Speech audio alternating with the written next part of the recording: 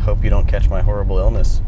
Yeah. What do you have again? Well, the doctor said it's either the common cold or the plague, so... Well... all I have is a tummy ache still. I feel I should not have eaten that pizza. Oh, rip. We're gonna die. Rumbly and hurts. You gonna hurl all over this AMG.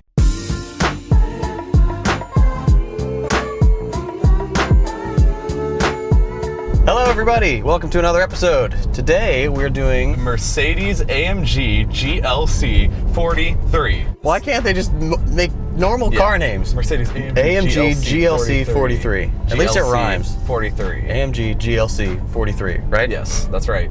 Good luck remembering the name. We're driving an AMG crossover. It's practical. Yeah. So far, I mean, we just started driving it. Pretty comfy. Pretty comfy, but you can also have fun with it. It is $60,495 for the 2020 model year. Okay. So that's pretty entry level for AMG. I mean, the last one, the C63 that we reviewed was like 68, 69. Yeah. Base, which I thought it completely merited. We'll see if this is a similar story. The interesting thing about crossovers is you're not sure whether to compare them to like sedans and little family cars or SUVs, because crossover, it's somewhere in the middle. I think it's better to compare them to SUVs. They are going to suffer in that regard. They're going to suffer in either direction because compared to like little cars, sedans and coupes and stuff, they're not as capable handling-wise. But compared to SUVs, they're not as spacious. They can't haul. Yeah, they're not as practical. Can't haul as many kids. It's going to struggle. But I admit, first impressions, I enjoy this car. Yeah, I would say that too. If I was looking for a car that could like haul kids around and haul stuff around in and still be like mildly entertaining to drive, first impressions are I'd probably like this. Yeah. 3, 2, 1, floored.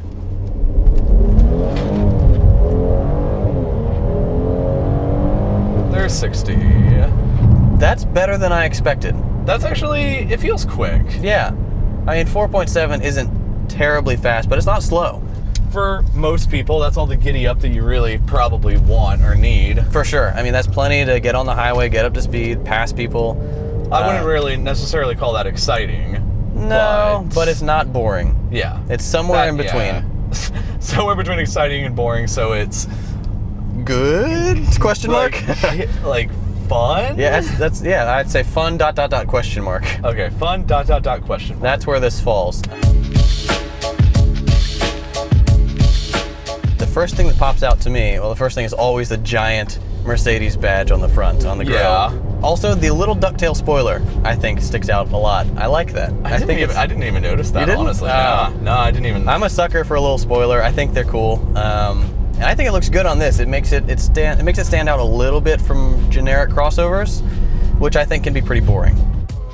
I do like the front grille with all the little diamonds. That is a cool pattern on the front. It's kind of unusual. I feel like if you let your kid park this or something and they tapped anything, that grille, the little diamond pattern, that's going to crack. Yeah, it does feel that's plasticky. It does feel quite plasticky on the front. But so, I mean, ideally, you're not going to be hitting anything with your AMG. With your AMG. Just don't hit anything, and you'll be fine. Other than that, I mean, it's kind of like it's pretty run of the mill. It looks like a Mercedes. It just right. That's a good way to say it. It just looks like an average Mercedes car on the outside. Honestly, on the inside, it's like pretty much the same. It has like some premium touches. However, there are some things that are cheap, like this. This is cheap. I feel like also this. A lot of the plastic is surprisingly cheap. I will say though, I do like the presentation of the interior. It's really nice. I mean, red stitching, matching red belts. Red seat belts and red color stitching, contrasting. I like that a lot. Nice screen. Yeah, I do think it's a nice screen. I am going to begin ranting now. Oh, here we go, everybody. Get ready for this. Hate all of these little lever things. It's like, all right, I'd like to change the air conditioning, please. Okay, now it's turning. Yeah, it's come on. Like I don't know what it wants from me. Now that you mention it, the response time on that does seem a little sluggish. It's garbage. I've pressed it a full 3 seconds ago, and before anything happens. That should not happen. I just want to change my air conditioning if it's hot. It's Texas. It's always hot. I need my air conditioning. The same goes for the media. It's got one of these little wacky gemstone-looking things here in the center. Yeah. Oh, no. Uh-oh. See, that's what I'm talking about. I didn't want volume. You just accidentally turned on the radio, folks. Yeah, so the turny thing changes the station. You got a little volume knurled scroll wheel here. It's unlike any other brand of cars that I've driven, at least a lot of. I just feel like it's over-engineered. I don't like. How do I go back? Okay, there's a back button. I found it. It's like a phone in some regards, but it's like a poorly designed. It's like a $70 Android phone, is what I'd say. That's how it feels to operate. Yeah, I really, really don't like this. That a lot of cars are going to this kind of operation. It makes it more complex. Just give me some dials for what I need. No, make it touchscreen even. What I will say that I like about Mercedes is the seat. Yes. Controls on the left here, because you can control so many different things. This is like the car seat adjuster equivalent of a 200-hour RPG. This is like the Skyrim of seat adjustments. That's sort of true, yeah. You want to adjust your head stats, your back stats, your butt stats. You got three presets, and M for, I don't know, memory, maybe for the last person who got in the car. But then you can also slide the front of the seat forward, extend it if you've got extra long legs or you want more support. I actually kind of like that. That's nice. It's pretty cool. So this is a tall people friendly car. Yeah. I gotta say, this is stupid.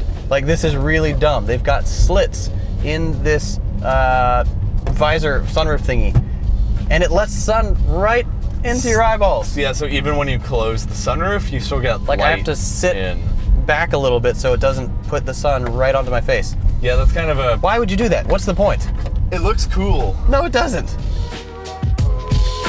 This is running a 3-liter V6 that is twin turbocharged, that produces 385 horsepower and 384 pound-feet of torque. Doesn't match. Just one less. So if you have OCD, that might throw you off. We're biased. We want fast cars. This is not like a performance car. It sort of is. Kind of. I mean, it's an AMG town car. I'll have you know that this is tuned by AMG, all right? I'm sorry. It graduated first in its class. Pleb. I just realized my sunglasses have been on this entire time. Heck. So I just put those up. I didn't even think about it until right now. Hey, yo, sound off in the comments if you think Joe's dumb for forgetting his sunglasses. Now you can see my beautiful eyes. Yes. No. You're shifting before I want to. 60. I think I got there quicker. Yeah, I think that was a little quicker than straight automatic. I had my foot like all the way down on the gas. Yeah, I stopped when I did that too. Okay, it's not shifting now. I'm in 4th and it's not shifting, and it could be in 5th. That felt more like the 4.7 seconds. Like, yeah, I would believe that's an accurate claim. Yeah. I like the backup camera. I like the forward sensor too, and this is really smooth. Like, driving this is nice. It shifts really smoothly and really quick. Yeah, the shifts are really good too. Yeah. But man, the steering it's nice, it's smooth. It's pretty much what I would expect out of an AMG car. Yeah, that, I think sitting in the passenger seat doesn't do this car justice. Because it's a little dull. But when you're driving it, it feels more expensive, I would say. I could kind of agree with that. It does feel kind of like normal here. Yeah, it just feels like you're riding in a well-behaved car. Yeah. Let's talk about practicality, because that's like probably the big selling point with cars like these is it's both fun and practical, so let's talk about it. Yeah. You have 2 USB chargers here, 2 cup holders up front. There is quite a bit of space for you, so you could probably fit like a bicycle in here and like some boxes and several loaves of bread. A few bread loaves and maybe a pineapple or 2. I think at least. I think it's reasonable to assume. So you have 2 more USB ports in here for a total of 4 USB ports. I don't know why on earth you would ever need that many. But you got them. But you got them. You also have an SD card port in here. So it looks like, okay, you do have 2 more cup holders over there on the left, and over here you also have 2 cup holders. So you have 4 cup holders in the front. That's pretty good. Now, I will say, if you're trying to double fist Whataburger cups, it ain't gonna happen. You might get one here. These ones are small. These ones are bigger. They're bigger, but they've got the armrest in the way. Yeah. I don't think it's gonna be tall enough. So, if you like Whataburger, and 72-ounce sodas, or whatever those are, Yep. you might be out of luck. Mercedes engineers, man, they're just not thinking about They're not thinking about the Americans. They're not thinking about American gluttony. Yeah. 19 MPG city and 25 highway, and it's on premium gas. That's expensive. So That is expensive to run this car. but I mean, again, you're getting a Mercedes AMG car. If you're dropping $60,500 on this, You're prepared to spend. You're prepared yeah. to spend money on premium gas too. I don't know if the practicality of this car is worth that kind of gas mileage. Like, there are more practical cars with better gas mileage. Possibly better performance. And better performance. Though that is pretty darn quick when you stomp it. That is quick, yeah, I'll give it. Honestly, you forget that this car can go fast at all. Like, It feels tame when you're just driving casually. And then when I stepped on it there, it picked up much faster than I expected, and I probably scared the living daylights out of that cyclist. So this is like the in-between of the GLC 43 range. There's like the base GLC 43 that's the 4-cylinder. Yeah. There's this in the middle, the AMG GLC 43, and then there's like the top end, which I believe is the mouthful Mercedes AMG GLC 43 4MATIC. Just take it easy, guys. Just come on. Man, yeah, oof, okay. So this is in between that, again, $60,500. What is this car's competition? It's the Alfa Romeo Quadrifoglio. What is it? The Alfa Romeo Stelvio Quadrifoglio, which is also kind of a mouthful. Yeah. And for me, hard to say. Yeah. So there's that, and there is, like the BMW X5, like the X series SUVs from BMW. Other bloated sedans, basically. Yeah, basically, yes. And they're all really more or less the same thing. Like, all semi-luxury brands. Honestly, kind of, yeah. They don't offer much that differentiates them from one another. Yeah, honestly, this and the Alfa Romeo Stelvio, this is going to be controversial. Okay, and I'm here we going go. to get comments about this, but I don't notice much of a difference between this and that. Yeah, obviously this is a Mercedes. Yes, it looks different. Yeah. Like, physically, it looks different, but like drive-wise, I don't notice much of a difference between this and the Stelvio. It's faster than the Stelvio. But probably not much more so than the Quadrifoglio. No. Oh, yeah, you're right.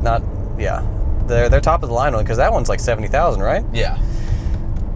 I would say it's nicer on the inside, but again, I think it comes down to brand preference. There's not much that would pull anyone to one of these cars more than another. And know that whichever one you get, you're going to end up getting a pretty solid car, like a really good, comfortable town car, a good commuter. You're going to pay a little bit more in gas because a lot of these are from luxury brands, but you're going to be really comfortable while you're driving them.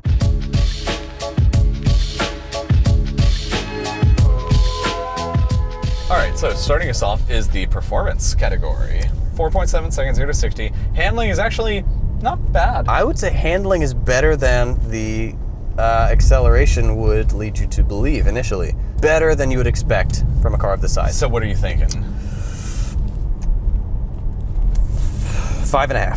5.5. Yeah. All right. That's like pretty much what I was thinking too.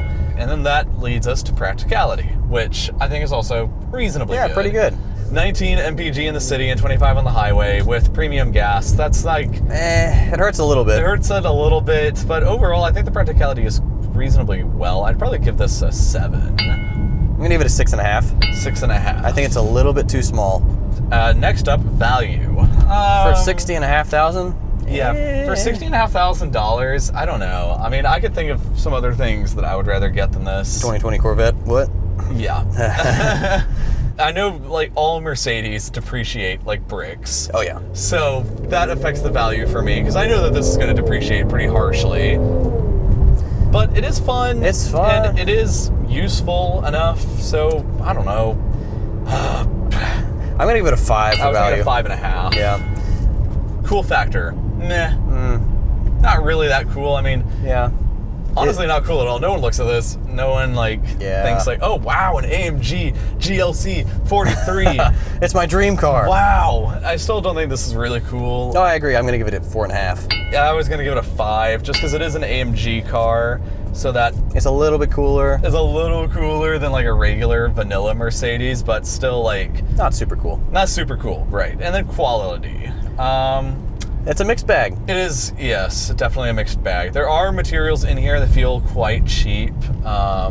there are other materials that feel very nice. Yeah, like these seats are Like pretty darn comfortable. Yeah, the seats are very comfy. I like the leather and the stitching contrast. Steering wheel is nice except for the horn area. Yeah, I do think overall though this car feels $60,000. Yeah. Like I think it feels like that's an appropriate amount to have spent on this car. I'd give it a 6.5. Yeah, that's what I was thinking too. I think it's pretty decent. I don't want to go down to a 6 because I think it's better than that. Yeah, I'd agree. But I don't think it deserves higher than a 7. Yeah. So then we get to the last quality, which is fun factor, which, I mean, I think it's respectable. Yeah, I was not having a ton of fun until I started driving, and then when we started testing the performance, that was, I think, the best part, the most fun part for me. Yeah. Taking this around twisties is actually surprisingly fun. Yeah, it's a well-behaved car, and it's quickish. 6. 6. I think I'd agree with that too. Like, it's fun. Not the funnest, Yeah, but it's fun enough. It's fun. Yeah, it's fun enough for the majority of people.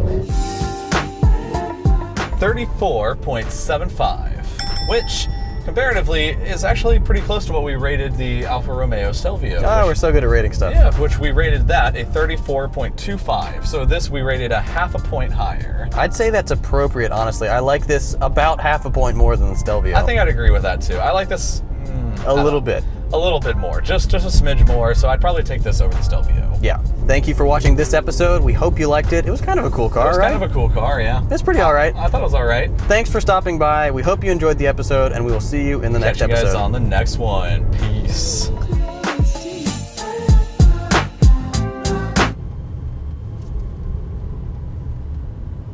Curiosity Stream? What are you doing here? CuriosityStream is the world's first streaming service for people who actually like to learn stuff. They have thousands of documentaries and nonfiction titles from some of the world's best filmmakers. If you like our show, you'll love their speed category. It's got a ton of content on cars and other things that go fast. We've recently partnered with CuriosityStream to help build Nebula, our new streaming service. Nebula is a streaming video platform built by and for independent creators. Because we all appreciate how supportive our fans are, CuriosityStream is offering a free Nebula subscription with every purchase of a year-long CuriosityStream membership. With this bundle, you get the best of both worlds. CuriosityStream is home to high production value documentaries and nonfiction work, whereas Nebula is a place for educational YouTubers to try new things and experiment with different formats, things the YouTube algorithm would punish us for. CuriosityStream loves independent creators and wants to help us grow our platform, so they're offering Grand Theft Auto fans free access to Nebula when you sign up at curiositystream.com/GTA. When you sign up for CuriosityStream, you get instant access to thousands of nonfiction titles, and you'll get to watch a bunch of new episodes from Grand Theft Auto months before they hit YouTube, plus lots of other great Nebula originals. By signing up for CuriosityStream, you'll be helping not only GTA, but the entire educational community, as we work together to build a place where we can create exciting new content that just wouldn't be possible on YouTube. Give it a try by signing up using the link below. We promise you'll love it.